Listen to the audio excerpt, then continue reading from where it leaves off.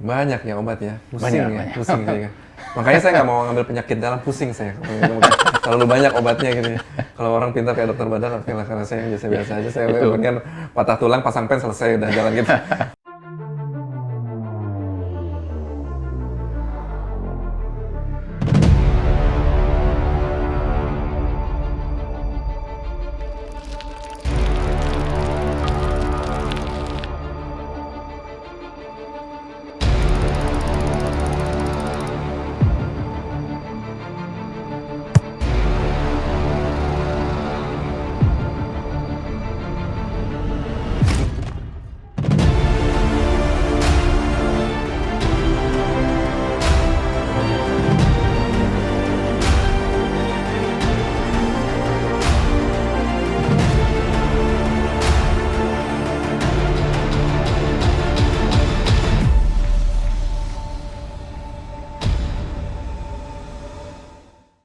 Assalamualaikum warahmatullahi wabarakatuh. Selamat datang kembali di channel Dr. Sabto's Corner. Suatu channel yang mencoba mengungkapkan segala yang berkaitan dengan masalah kesehatan. Kita kedatangan lagi tamu kita yang luar biasa. Minal aidin wal faizin. Minal aidin wal faizin, mohon maaf lahir batin. Sama-sama. Kebetulan kita kan lagi udah lebaran nih, masih dalam suasana lebaran. Iya. Setelah menjalankan puasa selama 30 hari ya, sebulan, sebulan penuh. Sehat dok? Sehat, Puasa alhamdulillah. lancar? Lancar, insya Nggak Allah. ada masalah? Nggak ada masalah. Praktek gimana? Praktek lancar. Seperti biasa aja? Seperti biasa. Dikurangi nggak kalau selama puasa? Karena, Iya. atau karena kita mau fokus ibadah atau? Ya, saya memang kurangi. Jadi harusnya selesai kalau hari Senin sama Kamis tuh selesai jam 9, saya bikin 9 malam, saya bikin 5 sore. Kalau hari di luar itu harusnya selesai jam 7 malam, selesai 5 sore. Itu teorinya, tapi prakteknya tetap Tetap aja. setengah 8 baru selesai. Jadi buka di Bukan rumah sakit lebih banyak. Ya, karena ada teman-teman kami juga yang dokter memang ya sudah prakteknya ditutup dulu, pokoknya sekarang fokus beribadah. Tapi tiap orang beda-beda. Ada yang menganggap bahwa pelayanan terhadap pasien itu merupakan bagian dari ibadah ya. Gitu ya. Lebaran kemana? Lancar, jadi Lancar? ke keluarga, alhamdulillah. Jadi kasus Omikron nggak terlalu banyak kan. Alhamdulillah ya, kita udah bisa tarawih seperti Biasa. gitu kan. Jadi bisa lebih menikmati lagi suasana di bulan suci Ramadan. Iya. Nah ini banyak teman-teman saya kemudian malah bermasalah tuh dengan pencernaannya tuh setelah Lebaran karena semua dimakan kali ya. Semua jadi kelihatan enak gitu ya. Iya. Kayak Emang enak. Emang enak sih ya. Terutama makanan yang bersantan ya. Santan. Semua itu bersantan ya. Iya. Emang gitu ya dok ya? Iya, itu memang tradisi kita kan. Jadi kalau nggak ada santannya mana enak kan. Iya. Jadi ketupat pakai santan, pakai apa. Kalau ketupat tok aja sama ayam goreng mana ada enaknya kan. Jadi justru santannya. Justru santannya enak. Dan tiap kali kita berkunjung ke sini dikasih makan, ke sana Betul. kasih makannya. Akhirnya satu hari itu kita makan berapa kali ya? Iya. Itu ada ininya nggak sih? Ada bahayanya Dampaknya. nggak sih? Ya dampaknya pasti perut yang paling nggak enak ya. Saya juga selalu ngalami gitu. Mungkin waktu muda dulu nggak terasa ya, tapi makin usia saya merasa itu kadang-kadang kalau makan di pagi hari udah makan ketupat dengan santannya segala macam itu, kadang-kadang sore hari sendawanya masih makanan pagi terasa. Jadi memang kalau tadi santan, lemak, minyak itu kan memang lebih lama dicerna ya. Kadang-kadang terlalu overload kita makan, itu memang sangat mengganggu pencernaan kita biasanya. Makanya kita disuruh puasa Syawal ya, Ya, supaya betul. nggak kayak gimana gitu ya, habis kayak terbebas dari harus puasa 30 hari terus kemudian kita makan semena-mena gitu ya. Apalagi kalau kita di Medan dulu tradisinya tuh puasa tuh Lebaran tuh sampai 1 minggu tuh. Jadi 1 minggu tuh tetap Lebaran terus masih ada aja. suasana Lebaran. Ya saking keluarga banyak kan hari ini datang kemari semua datang makanan santan. Ada yang sampai fatal nggak kalau kayak gitu? Ya tergantung orangnya. Jadi kalau memang penyakit dasarnya udah ada masalah jantung koroner atau misalnya diabetes tinggi bisa aja jadi fatal ya. Iya, Karena iya. dia Malah jadi gulanya tiba-tiba ya gula naik. tinggi, kemudian kolesterolnya naik tinggi. Makanya ada yang ceritanya makan kambing banyak tiba-tiba jadi stroke gitu kan. Aduh, sedih banget ya. Iya. Udah berapa tahun dok jadi dokter penyakit dalam? Saya berapa sih 24 tahun. Pengalaman apa yang paling menarik, terutama yang berkaitan dengan bulan puasa ini? Ada nggak? Kalau di bulan puasa ya memang paling sering kadang-kadang pasien yang datang itu terutama dia mengalami itu, orang diabetes dengan memakai obat kemudian mengalami hipoglikemi. Nah, ini biasanya memang dia mungkin tidak mempersiapkan sebelumnya konsultasi ke dokter, obat-obat yang dia makan sebelum Ramadan, apakah harus di-adjust lagi, harus dinilai lagi yang mana boleh dimakan, mana yang enggak. Itu kadang-kadang yang paling sering kita dapat kasusnya konsultasinya itu, yang berkaitan dengan puasa ya. Kalau apa sih yang sebetulnya yang dirasakan seseorang itu ketika hipoglikemi? Jadi mungkin orang jadi paham, jangan-jangan saya kekurangan gula nih malah gitu. Jadi kalau hipoglikemi itu biasanya gejalanya dia mengalami keringat yang banyak, berdebar-debar dan lemas. Nah, itu bisa kita bedakan dengan hiperglikemi. Hiperglikemi itu gulanya tinggi sekali. Misalnya contohnya dia mengalami sampai gula darahnya 600, dia merasa lemas juga. Kenapa? Karena gula darah 600 itu artinya gula darah itu tidak masuk ke dalam sel, hanya beredar dalam darah terus. Selnya kelaparan, dia merasa lemas sekali. Kadang-kadang banyak ngantuknya, tapi gejala yang membedakan mereka tidak keringat dingin biasanya, malahan badannya kering. Jadi kalau hipoglikemi itu dia mengalami lemas, keringat dingin, jantung berdebar. Mana yang lebih berbahaya?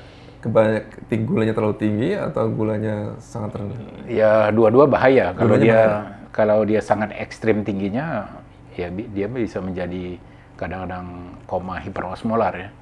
Jadi akibat saking tingginya gula darahnya terjadi cairan dari osmolaritas itu ketarik semua. Terutama cairan di otak. Jadi otaknya tuh bisa kering.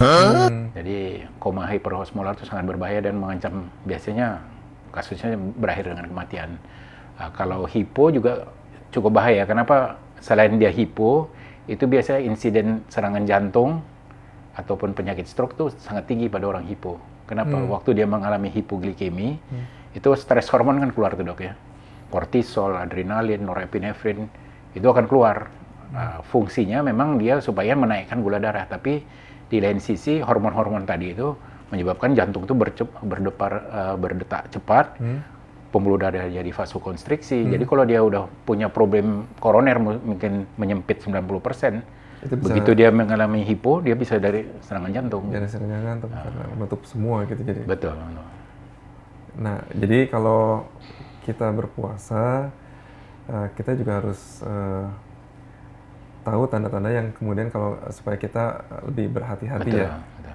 Jadi memang kalau di diabetes ini kan ada istilahnya 4 pilar ya. Jadi dia diet, dia harus memahami dia. Kemudian kedua masalah olahraganya, dia harus diedukasi. Ketiga dia obat-obat yang dia asup, dia harus mengerti benar. Keempat tuh edukasinya. Jadi edukasi itu termasuk gejala hipo, gejala hiper. Kemudian dia harus bisa cek gula darah mandiri, kemudian dia bisa mengejas dosis obat-obatannya. Jadi dia diajar tuh 4 pilar tadi. Apa itu jadi? Diet, olahraga, obat-obatan, sama edukasinya. Edukasi. Ya. Nah, kalau kita bicara satu-satu nih sekarang, dietnya apa yang memang benar-benar harus dilarang? Dilarang atau diatur? Jadi kalau diabetes sih biasanya kalau dia terdiagnosa awal diabetes itu biasanya memang kita pasti konsul ke ahli gizi ya, bisa dokter spesialis gizi klinik ataupun ke analis dari gizi ya. Jadi itu untuk menentukan porsi makannya sehari-hari. Nah, kemudian juga jenis-jenis makanan. Dia harus ngerti mana makanan yang berkadar glycemic index-nya tinggi. Jadi glycemic index itu maksudnya kemampuan makanan tiap gramnya menaikkan gula darah. Jadi dia harus ngerti mana tuh. Yang paling tinggi adalah gula, segala macam gula ya. Jadi kadang-kadang orang, iya gula pasir dihindari, tapi gula aren diminum. Jadi gula batu diminum juga. Kalau buah yang manis-manis itu juga meningkatkan. Betul. Jadi memang buah itu kan fruktose. Jadi usus kita itu kan menyerap gula itu dalam dua bentuk ya. Satu glukose, satu fruktose. Glukose itu contohnya dari misalnya kita makan nasi. Nasi itu akan dicerna menjadi glukose sampai di usus halus akan diserap. Kita minum susu. Susu itu laktose kan? Laktose ya. Nah, laktose itu juga akan dicerna dalam bentuk jadi glukose, diserap. Hasil akhirnya jadi glukose. Glukose waktu sebelum dia serap tuh dia udah menjadi glukose. Tapi kalau buah dia dalam bentuk fruktose, dia nggak usah dirubah dari glukose. Dia akan diserap dalam bentuk fruktose. Nah, sehingga orang berpikir ada tuh saya pernah dapat satu biasa di Google, di YouTube bahwa bilang ternyata ini dokter-dokter selama ini menipu kita. Ternyata buah-buahan itu tidak meningkatkan gula darah katanya.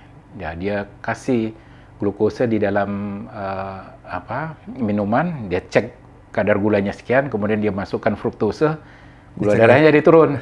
Dia bilang, ini kan ternyata nih selama ini kita dibohongi katanya. Ini buah tidak menaikkan ini. Kadar gula. Itu kan di dalam tabung objek gelas atau tabung reaksi ya.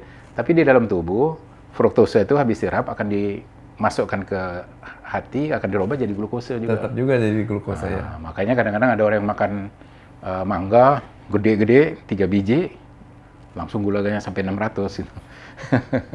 Itu memang diserap dalam fruktose tapi akan dirubah. Jadi kita harus tahu ya apa Yeah. saja yang kemudian membuat kadar gula kita akan naik. tinggi. Tapi kalau ngelihat yang manis-manis nggak akan menaikkan kadar gula kan ya? Itu naikkan spanding. Oke, diet. Nah, olahraga. Nah, olahraga biasanya kita anjurkan untuk orang diabetes ini lebih bagus dalam bentuk aerobik ya. Jadi dia jangan yang anaerob. Anaerob itu kan contohnya misalnya tenis, badminton, atau sepak bola ada unsur sprint berhenti. Kita lebih anjurkan dalam bentuk aerobik. Jadi dia harus olahraga tuh ritmis, teratur, tidak ada unsur sprintnya, tidak ada jeda-jedanya biasanya. Jadi kita anjurkan biasanya seminggu tuh minimal 5 kali, cukup 30 menit latihan inti biasanya. Itu apa bentuknya apa? Bisa lari, bisa jogging, berenang, bisa renang, bisa bersepeda. static cycle juga bisa gitu. Yang nggak boleh yang sifatnya yang anaerob. Anaerob. Contohnya seperti Badminton, kayak kalau tenis. kita main tenis itu kan ada fase menahan Sprint, nafasnya. ya. Sprintnya ada menahan nafasnya gitu kan. Oke. Jadi olahraganya ada yang dianjurkan pada penderita diabetes adalah yang sifatnya Aerobik. gitu. Kalau latihan beban? Boleh kalau ringan. Jadi Beban yang kalau, ringan aja? Ya, kalau kita misalnya kasih cuma 25% dari kemampuan maksimal dia, dengan misalnya angkatan jumlahnya cukup banyak, misalnya 30-50 kali, misalnya dengan dumbbell yang ringan dia. Jadi repetisinya okay. yang bukan bebannya bukan beban. Jadi yang ditingkatkan. Targetnya bukan power ya. Apalagi beban hidup ya, itu sama berat lagi. Jadi bebannya di yang kecil-kecil tapi repetisinya yang diulang, larinya kan ya. Oke, 2 pilar udah. Pilar yang berikutnya obat-obatan. Obat-obatan gimana tuh? Jadi obat-obatan nih kan si pasien diabetes nih harus mengerti benar obat-obat yang dia asup ya. Jadi yang mana obat yang harus diminum sebelum makan, yang mana yang bisa menimbulkan efek hipo. Emang ada berapa macam sih obat? Yang beredar sekarang golongannya sulfonylurea, kemudian biguanid, ya metformin, kemudian akarbose. Kalau akarbose ini satu jenis obat yang fungsinya memperlambat penyerapan glukose di dalam usus kita. Keempat, yang relatif cukup baru, DPP-4 inhibitor. Fungsinya itu adalah menghambat enzim DPP-4. Jadi enzim DPP-4 ini adalah enzim yang menghancurkan inkretin. Inkretin ini ada satu hormon yang dihasilkan oleh sel L dari usus halus kita. Jadi waktu makanan itu terserap glukose, sel L itu akan mengeluarkan hormon inkretin. Fungsi hormon inkretin ini dia memacu sel beta untuk menghasilkan insulin, menekan sel alfa supaya kadar sekresi glukagon menurun. Dengan itu akan gula darah akan turun. Tapi inkretin ini nggak lama, sekitar 3 menit efeknya udah habis. Kenapa? Karena ada enzim tadi DPP4 namanya, yang menghancurkan incretin. Ini obat ini fungsi tadi menangkap si DPP4 supaya jangan menghancurkan si incretin tadi. Itu golongan yang keempat. Yang kelima ada golongan glitazon. Kalau golongan glitazon ini dia tuh fungsinya meningkatkan GLUT4. GLUT4-nya ada, misalnya sel kita itu ada pintunya ya, untuk masukkan glukosa itu ada pintu insulin, tapi ada juga pintu GLUT4. Jadi GLUT4 ini fungsinya nanti dihasilkan oleh sel, akan dia naik ke atas, kemudian dia menangkap glukosa, itu dibawakan ke dalam. Fungsi dari obat ini meningkatkan GLUT4.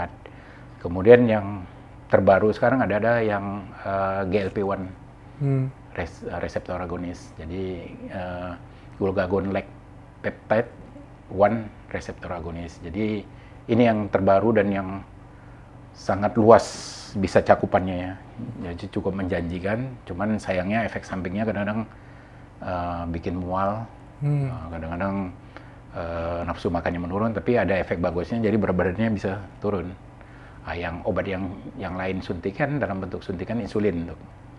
Insulin itu kan banyak, ada yang short acting, middle acting, long acting, ada yang ultra long acting. Kemudian sekarang ada juga yang fixed combination ya, jadi yang short digabung dengan middle, short dengan long acting. Nah, ini jadi setiap pasien yang mendapat obat-obatan ini, biasanya kita kasih edukasi, dia harus ngerti benar gimana cara kerja obat tadi. Banyak ya obat ya, Banyak. pusing saya. Makanya saya nggak mau ngambil penyakit dalam, pusing saya. Terlalu banyak obatnya gitu ya. Kalau orang pintar kayak dokter Badar, oke lah, karena saya biasa-biasa aja. Saya mungkin patah tulang, pasang pen, selesai, udah jalan gitu.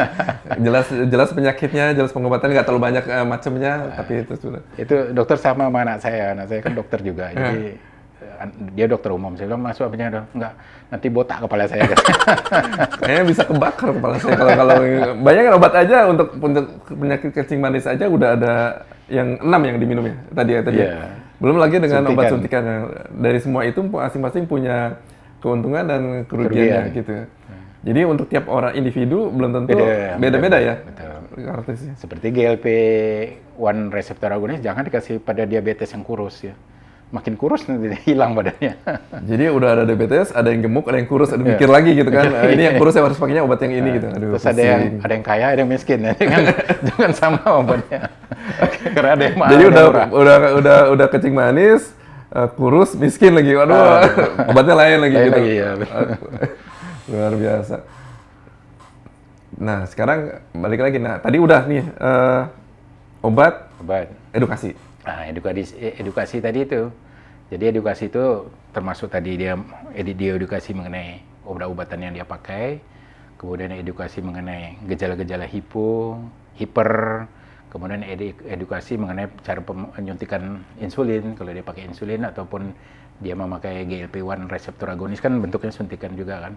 Itu nyuntik sendiri ya? Iya, biasanya kalau pasiennya masih bagus, masih bisa, tidak demensia ya, itu biasanya kita serahkan ke pasiennya sendiri. Tapi kadang-kadang ada juga yang belum demensia, masih muda, tapi takut nyuntik sendiri. Akhirnya keluarga yang dia ajarin.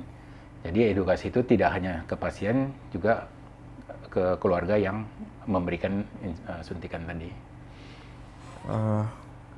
Gimana sebetulnya cara orang itu supaya patuh gitu ya? Edukasi itu salah satunya. Iya, jadi dia harus memang mengerti bahwa salah satu edukasi itu mengenai komplikasi jangka panjangnya, komplikasi kronik dari diabetes. Jadi cukup ya kita bilang agak nakut-nakutin. Kalau laki-laki gampang, Pak, kalau Bapak gula tinggi, sebentar lagi istri Bapak lari dari Bapak. Karena disfungsi ereksi. Oh, nggak bisa berdiri. Nggak bisa berdiri. Jadi itu menakutin banget ya. Nakutin. Kalau laki-laki gampang, tapi kalau perempuan susah. Bu, kalau ibu nggak suntik-suntik nanti gampang keputihan. Ada obatnya dok. Oh iya ya. Kalau laki-laki lebih ditakut-takutin ya. Lebih gemetarnya. Ntar nggak bisa ini loh. Iya, Pak, hati-hati Pak. Bapak masih muda, istri cantik lagi. 5 tahun lagi Bapak ditinggal. Langsung patuh ya. Langsung patuh ya.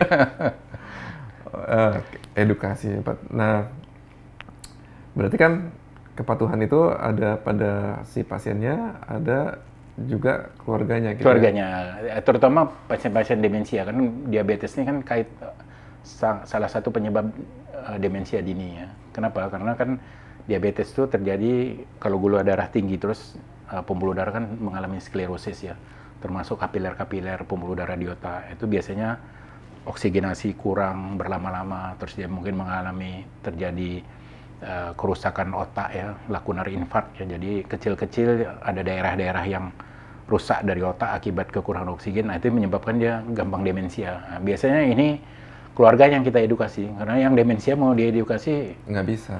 Begitu nengok kita ini apa katanya, nggak bisa. Jadi keluarga yang diedukasi. Nggak bisa diajari kalau nggak bisa ada diajari. demensia.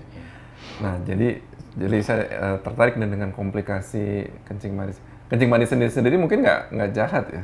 Maksudnya nggak ini, tapi komplikasi yang ditimbulkannya kronik itu ya. Jadi komplikasi itu ada akut, kronik. Jadi kalau akut itu seperti tadi koma hiperosmolar, gula darah misalnya di atas 1000, tinggi atau dia mengalami ketoasidosis ya. Ya. Nah, itu yang akut ya. Yang jangka panjangnya nih terjadi nefropati, ginjal mulai rusak, bocor, retinopati, kebutaan. Gagal ginjal. Kalau ke mata bisa kebutaan. Nah, kemudian ke otak dia stroke. Kita bisa stroke, jantung bisa serangan jantung koroner ya. Nah, kemudian ke pembuluh darah besar di kaki. Bisa kaki diabetes ya? Diabetes. Bisa sampai amputasi.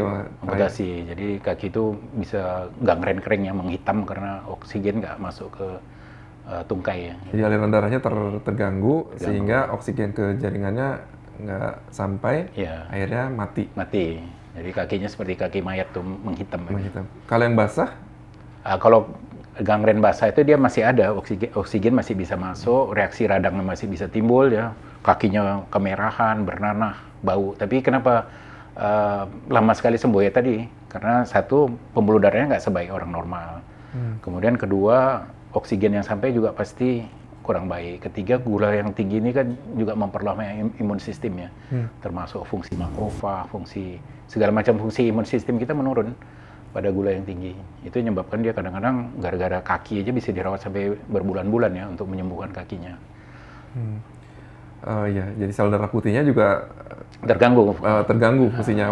Itu ibaratnya saya bilang kalau tentara disuruh perang, yang satu makannya cukup, yang satu 3 bungkus nasi padang. Yang mana yang nggak bisa bertempur? Pasti yang nasi padang tadi kan, 3 bungkus. Kekenyangan, tidur yang adanya. Aduh, serem juga ya penyakit kencing manis ini ya. Kalau apakah siapa sih orang yang bisa kena kencing manis itu?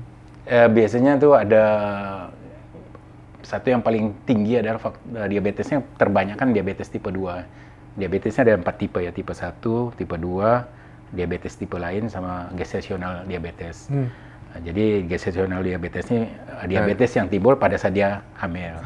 Nah, diabetes tipe 1 ini bukan faktor turunan, tapi dia didapat. Itu sering dikaitkan dengan autoimun. Jadi dia mungkin ada infeksi virus atau apa di tempat lain, tetapi nanti terjadi kerusakan di sel beta pankreasnya. Dan ini biasanya dia akan insulin dependen ya. Harus dia pakai seumur insulin. hidup pakai mau insulin pakai karena insulin. semua sel betanya udah rusak. Tidak bisa memproduksi insulin. Yang terbanyak kasusnya ada diabetes tipe 2 nih, faktor turunan. Jadi kalau ditanya siapa-siapa aja yang bisa kena diabetes, terutama diabetes tipe 2, satu, kita punya faktor darah. Jadi bawaan dari orang tua ya. Ini misalnya turunan. Saya nih, ayah saya diabetes. Ayah saya diabetes dan kebetulan kakak-kakaknya pun diabetes. Jadi saya punya potensi, betul. Nah, yang saya harus lakukan apa untuk itu? Jadi diabetes ini kan kalau dia hari ini diabetes bukan berarti kemarin dia bagus, enggak. Jadi perjalanan menuju diabetes itu biasanya minus 12 tahun sebelumnya. Oh, jadi itu udah 12 tahun? Iya, 12 tahun sebelumnya. Perjalanan menuju sampai diabetes. Itu 12 jadi tahun. waktu dia hari ini misalnya dia diagnosa diabetes, itu sebenarnya prosesnya minus 12 tahun sebelumnya. Jadi awalnya dari resistensi insulin dulu. Jadi apa yang dimaksud dengan resistensi insulin? Jadi si sel kita itu butuh insulin yang lebih banyak untuk memasukkan gula ke dalam sel. Itu dia awalnya gitu. Jadi selnya tidak peka sama insulin. Jadi orang yang resistensi insulin, kadar insulinnya kalau kita periksa dibanding orang normal jauh lebih tinggi. Itu usaha dia untuk memasukkan gula tadi. Akibatnya apa? Akibatnya kan sel si beta ini kan dipaksa kerja lebih keras kan. Jadi kalau orang normal misalnya cukup satu hari misalnya 30 unit insulin untuk menstabilkan gula darahnya. Dia mungkin 60-90 unit yang harus dia produksi. Itu berlangsung bertahun-tahun, akibatnya ya kita tahu kalau pabrik digeber terus, lama-lama kan mulai soak kan. Mesinnya mulai soak, pekerjaannya capek, lama begitu dia rusak 50%, disitulah diagnosa diabetes ditegakkan dari kadar gula yang tinggi. Itu ada gejalanya nggak sih? Enggak, kalau resistensi insulin biasanya nggak ada gejala. Nah itu karena supaya kita aware nih, hati-hati. Itu tadi, satu, ada nggak turunan? Jadi anggap aja kalau kita misalnya ada orang garis keturunan diabetes, anggap aja kita pre-diabetes. Mungkin itu kapan kita mulai memeriksakan, atau gimana caranya kita memeriksanya? Biasanya memang ada tes-tesnya. Jadi tesnya salah satu dengan ada kita beli kasih glukose, stress test biasanya bisa kita lakukan. Kita lihat kadar insulinnya pada puasa, dalam puasa berapa. Biasanya mereka tuh lebih tinggi dibandingkan orang normal gitu. Tapi ya kadang-kadang tes itu nggak usah kita lakukan, anggap aja lah kita misalnya udah ada bakat keturunan. Jadi satu, ada nggak bakat keturunan. Kemudian kalau pada perempuan pernah nggak dia melahirkan bayi lebih dari 4 kilo. Kemudian ketiga, yang tadi gestational diabetes, dia tadinya normal, tiba-tiba kehamilan dia jadi naik. Kemudian obesitas, obesitas. Jadi orang-orang yang seperti ini anggap aja menjadi pre-diabetes. Jadi walaupun belum dites, udah lakukan aja dia seperti orang diabetes. Satu, hindari ya tadi gula-gula sederhana, dia harus lifestyle-nya bagus, olahraga. Tapi belum pakai obat. Belum pakai obat. Jadi hanya mengubah gaya hidup. Ya. Yang satu lagi perempuan kadang-kadang PCO ya, yang polycystic ovary syndrome. Nah itu, jadi dia biasanya ditandai dengan perempuannya obesitas, kemudian dia mensnya nggak teratur, kemudian di USG dokter kandungan ada kistanya banyak sekali, banyak folikel yang nggak pecah. Itu kenapa? Itu akibat dari kadar insulin yang tinggi dalam darah, menyebabkan tadi kista itu folikel itu nggak bisa pecah. Sehingga menjadi kista di ovarium. Nah, ini orang-orang seperti ini pre-diabetes nih. Jadi ya perlakukan dia sebagai orang diabetes untuk olahraga, diet, tapi tanpa obat. Kalaupun mau obat, itu biasanya kita kasih golongan metformin. Metformin ini meningkatkan sensitivitas sel terhadap insulin. Jadi bisa diturunkan kadar insulin dengan membuat sel itu lebih sensitif. Tapi sebenarnya olahraga tuh jauh katanya 8 kali lipat lebih bagus dibandingkan metformin. Jadi pilih mana? Rajin olahraga atau makan metformin? Kalau saya sih bilang rajin olahraga. Kenapa? Dia 8 kali lipat lebih bagus. Lebih bagus ya. Efeknya dari metformin. Oke. Jadi lagi-lagi lifestyle yang Lifestyle, betul. Jadi kalau misalnya seperti saya ini kan, saya terakhir memang kadar gulanya masih normal. Tapi saya sudah menganggap sebagai karena saya punya garis turunan yang gitu. Betul. Dan yang saya lakukan adalah lifestyle harus rajin olahraga. Makannya diatur gitu. Ya. Nah, terus sampai gula sederhana itu. Gula sederhana itu harus dihindari. Nah, kapan kita harus evaluasi itu? Setiap bulan kah atau setiap? Ya kalau dia bukan penderita diabetes sih nggak apa-apa 6 bulan sekali sih. Tapi dengan lifestyle yang bagus ya. Iya. Jangan nanti 6 bulan sekali tapi minumnya yang anak-anak muda sekarang boba. Boba ini minum teh kotak segala macam yang manis. Nah, kalau itu ya jangan terlalu 6 bulan. Harus lebih sering ya. Sering. Oke, terus akhirnya tadi ada 6 tingkatan ya tadi. Tadi yang sensitif, terus apa lagi? Jenis-jenis DM tadi? 4 tipe. Jadi tipe 1, tipe 2, tipe lain sama gestasional. Okay. Itu yang nah terus apalagi yang harus kita taruhlah kita nggak punya orang tua yang diabetes gitu, tapi kita takut nih kena penyakit itu. Itu gimana caranya supaya kita tahu? Salah satu kan tadi obes termasuk. Jadi kalau kita gemuk juga salah satu faktor risiko. Jadi kalau misalnya atau dia metabolic syndrome. Jadi metabolic syndrome itu orangnya ada beberapa gejala yang belum masuk penyakit, tapi diantara contohnya dia tensinya mulai agak tinggi, tapi belum masuk hipertensi, kadar kolesterolnya sudah mulai naik, tapi belum masih kemudian lingkar perutnya, kemudian gula darah tadi dibilang diabetes belum juga masuk, atau misalnya salah satu juga itu prediabetes. Jadi ada orang yang kadang-kadang gula darahnya udah lebih tinggi dari normal tapi belum masuk diabetes. Nah, ini juga mesti waspada. Ya karena ini pengalaman orang ayah saya itu tidak pernah ada mengalami keluhan kan. Beliau olahraganya kuat dan semua tanda-tanda vitalnya semua baik, tapi memang nggak pernah cek gula.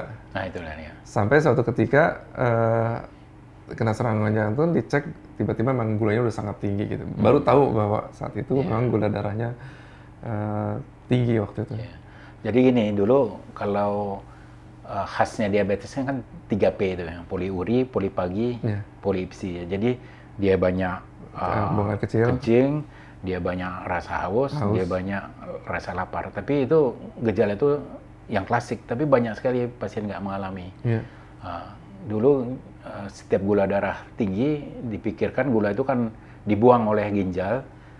Sifat gula ini kan higroskopis, narik air, sehingga kencingnya akan banyak. Tapi ternyata kita istilah kecilek lah ya, kecilek kecilek itu ketipu. Zaman dulu saya, mungkin Dokter Haji juga waktu koas, dulu kan ada reduksi urin tuh. Periksa kencing urin pasien. Pagi, siang, malam, oh negatif, oh bagus. Berarti gulanya bagus, darahnya bagus. Kita kecilek waktu itu. Kenapa? Ternyata orang diabetes tuh ekspresi, jadi pada saat gula itu disaring lewat glomerulus masuk ke tubulus, itu kalau dia awal-awal itu dia akan keluar memang lewat kencing. Tapi lama-lama ternyata proximal tubulus itu akan menarik gula itu lebih banyak. Jadi kayaknya nggak ikut reabsorpsi, ditarik lagi. Nggak ikut air kencingnya itu keluar. Nggak ikut air kencingnya, ditarik. Jadi makanya kita tertipu dulu, kecilek gitu. Tengok reduksi negatif, ternyata gula darahnya mungkin 300. Harusnya teorinya di atas 200 banyak kencingnya, tapi ternyata ginjal lu narik kembali gula.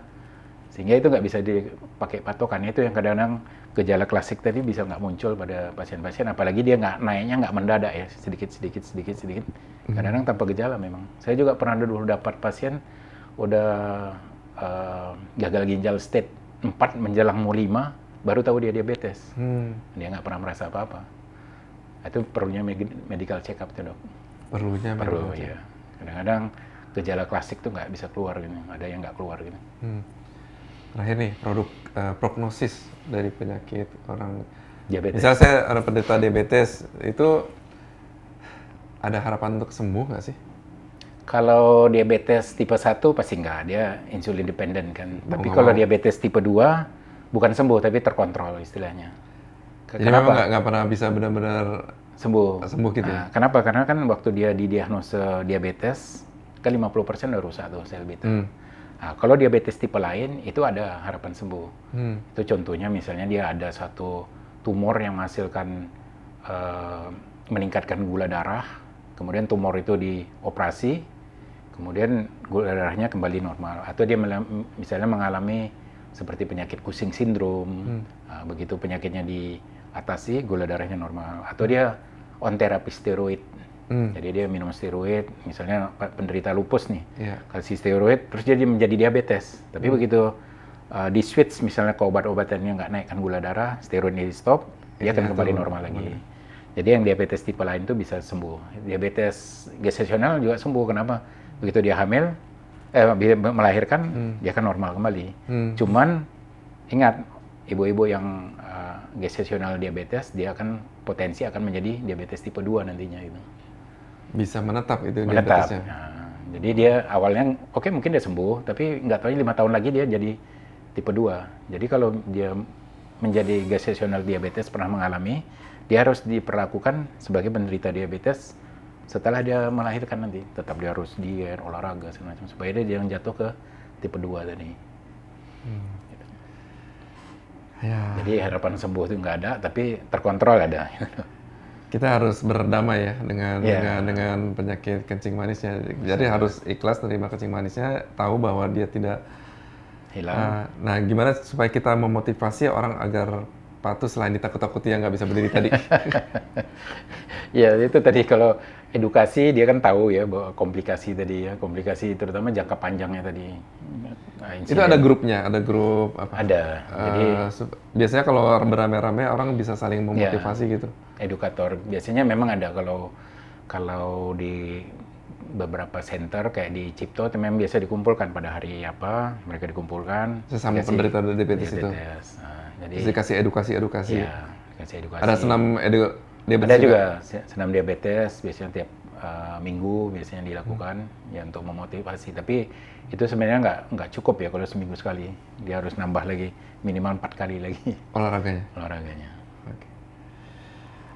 Ya gitu para teman-teman saya semua, pemirsa semua. Kali ini kita bicara tentang penyakit yang namanya penyakit kencing manis. Bukan ngeliat yang manis-manis jadi pengen kencing, bukan. Tapi kadar gula di dalam darahnya itu tinggi karena ada pengaruh dari insulin yang berkurang produksinya. Dan ternyata kita tidak bisa menganggap remeh penyakit kencing manis ini karena komplikasi yang ditimbulkannya kalau kita tidak atur gula darahnya akan menyebabkan bisa sampai fatal dan berbahaya. Tapi alhamdulillahnya ada jalan untuk mengontrolnya. Betul. Supaya kita bisa tetap kualitas hidup kita tetap bisa lebih baik. Betul. Terima kasih ya, Dokter Badar. Sekali lagi terima kasih. Sama-sama. Mohon maaf lahir dan batin juga. Ya, sama-sama Dok. Mudah-mudahan puasa kita diterima ya, Dokter Badar. Amin. Puasa teman-teman semua juga diterima dan Allah ridha atas diri kita semua. Terima kasih atas perhatiannya. Assalamualaikum warahmatullahi wabarakatuh. Waalaikumsalam warahmatullahi wabarakatuh.